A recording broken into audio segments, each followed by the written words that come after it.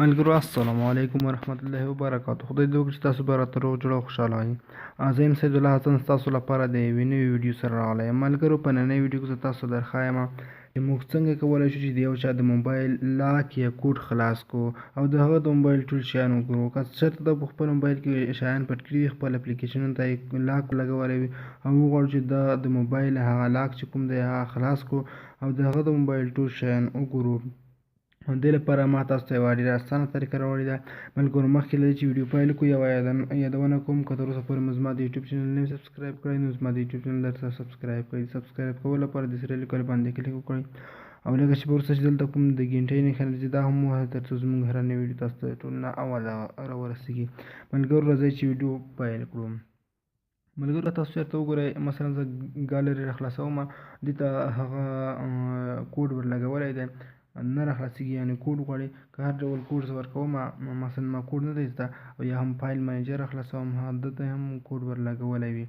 همدارنګه که چېرته زه کوم بل اپلیکیشن راخلاصوم د مثال په ډول یا فیسبوک راخلاصوم، دې ته هم لاک یا کوډ ورلګولی وي. نو زه څنګه کولی شم دا راخلاص کړم؟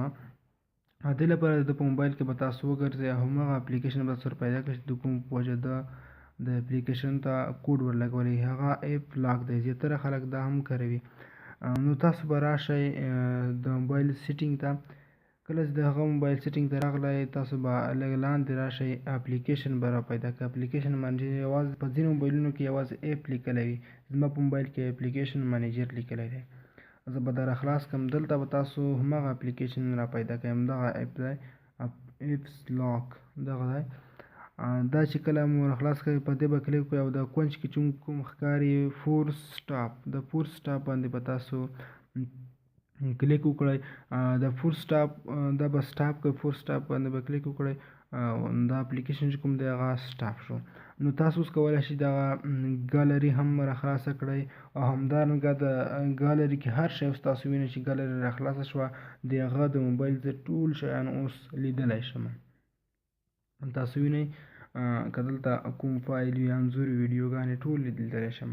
په دې طریقه تاسو کولی شئ د هر چا د موبایل لاک ور خلاص کړئ. او یا هم که زه وغواړم د هغه موبایل فایل منیجر راخلاص کړم، دا هم راخلاص شو. تاسو یې کتلی شئ، لیدلی شئ چې هغه هم اوس لاک نه غواړي، خلاص شو. ملګرو په دې طریقه تاسو د هر چا د موبایل لاک ور خلاصولی شئ او د هغه موبایل ټول شیان لیدلی شئ. همدارنګه که فیسبوک راخلاصوم هغه به هم راخلاصېږي. نو دا یوه ډېره ښایسته او په زړه پورې طریقه ده. تاسو وینئ چې فیسبوک هم راخلاص شو په دې طریقه کې.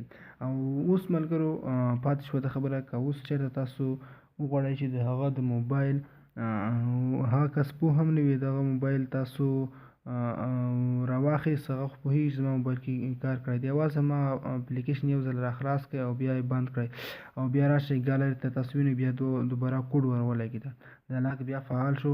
نو ملګرو دا وه زموږ ویډیو. په دې هیله چې ویډیو مو خوښ شي، ویډیو لایک او شیر کړئ له خپلو ملګرو سره. مننه، ښه وخت ولرئ.